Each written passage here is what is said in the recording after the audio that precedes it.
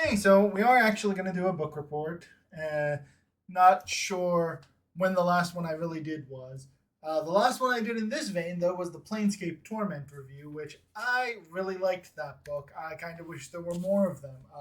It had a certain charm to it, even though it didn't follow the main plot. But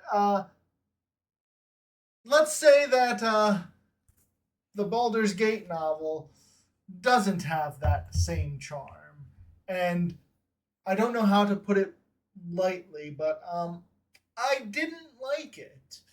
Um, but let's look at it two splits. First, we're going to talk about as a standalone piece of genre D&D fantasy fiction.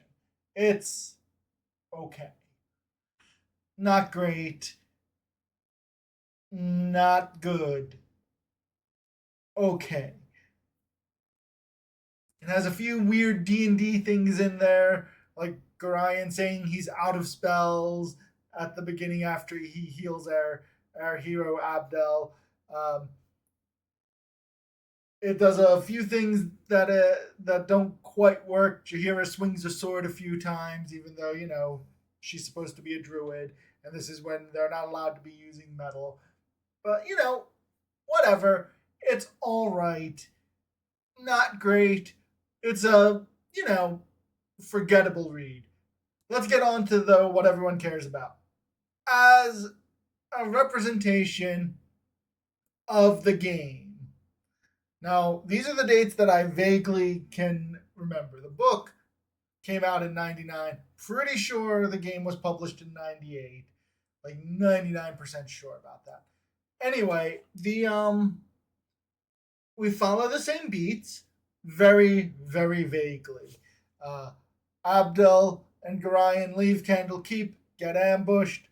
Abdel makes some friends at the Friendly Arms Inn and with some strange characters who are kind of shady. Goes down to the Nashkel mines, finds out things aren't what they appear, heads to Cloakwood, then finds out about some evil merchants. So goes to Baldur's Gate.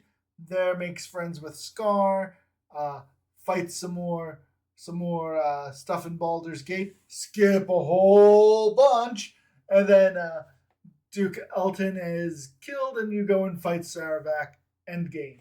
There we go. Kinda. All of that happens, but not all of that happens.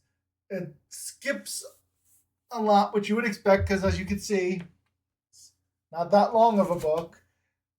It cuts out a lot of characters. I just finished this book earlier today, and these are the only of our companions that I think show up in the book. And Yeslik is and Zan are kind of just sort of there. So we'll move on to the next part, which is that one of the best things about the Baldur's Gate game was your companions. Not as deep as later CRPGs, but you kind of grew attached to them. Monoran and Zar are just kind of there to be evil, and also kind of at one point Zar just tells Abdul, by the way, Ball's your dad, and Abdul kind of forgets about that for the mid portion of the book, just sort of puts it out of his mind because he's got other things to worry about. So that's these four. Zan is no longer an enchanter in the book, and he gets eaten by a spider, and that's about it. Yeslik shows up for a scene to give us 2 to 3 pages about the history of the mine, and then that's it. He's gone. Uh, doesn't really have much else to do. Where I think everyone who has read this book has probably mentioned the worst part of the book, for those of you who've played Baldur's Gate, is the treatment that Jahira and Khalid get in the book. Now, granted, Khalid suffers an unnecessarily cruel fate in the game as well, but in the book he gets turned into like a goo monster. Well, and but that's okay because he's also kind of a womanizing cad who's mean to Jahira. Not super mean. The writer makes it clear that Khalid has never beat Jahira. He's just, emotionally abusive. Just he wouldn't hit her. Um, and that's pretty much it for Khalid. He's, pretty much, instead of a kind of stand up guy who's a little flighty, a little nervous, a little bit of a scaredy cat.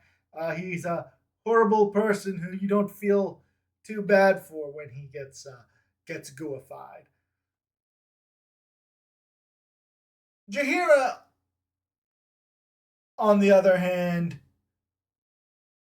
um, the writing for Jahira is someone who didn't understand her role in the game, or perhaps had to do the writing while the game was in production, and so didn't get, granted it published a year later, but things take time, and maybe between 98 and 99 he couldn't play the game and realize that um the fighter druid that we would all grow to, know and love in the game, wouldn't shriek because a spider landed on her shirt and begin immediately stripping because, she's afraid of spiders, I guess.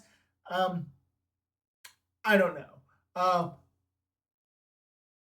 Jahira doesn't really exist as the same character we know. She's more a. The writing tries to make it sound like she's a sort of moral anchor for Abdel so that he doesn't become the Lord of Murder, but it doesn't really. She's. It doesn't really work. But that's again because the book is yay big. Maybe if he had, another 100 to 200 pages, we could have pulled that off. But for the page count he was given, and I assume that he was, given a page count, and this wasn't his choice. You know, not it just wasn't going to happen.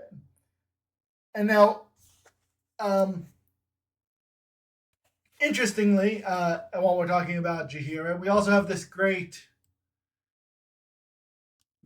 quote where, when she screams, at one point it was a painful, desperate, horrified, purely female sound. It really feels like the Jahira from the game isn't the Jahira from the book.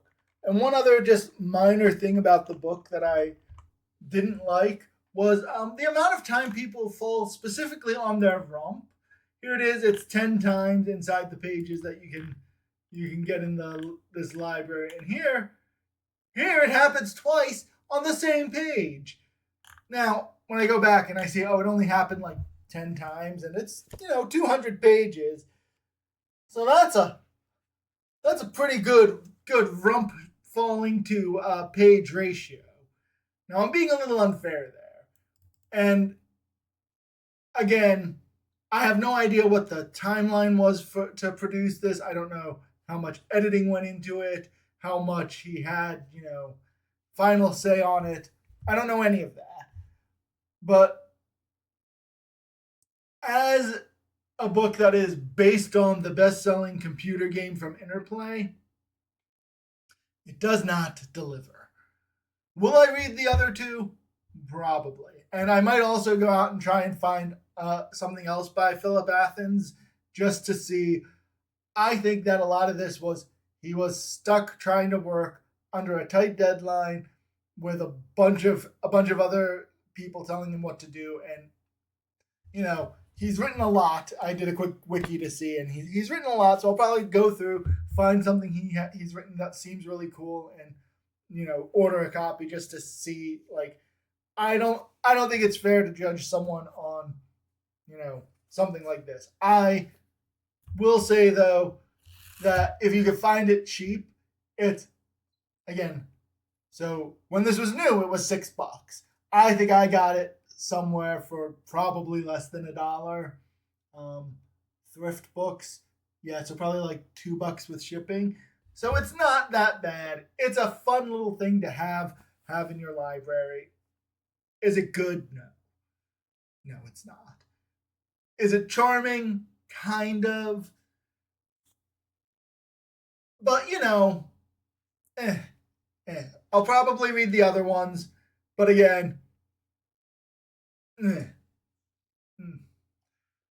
Hopefully, we get cool Jahira in the next ones and not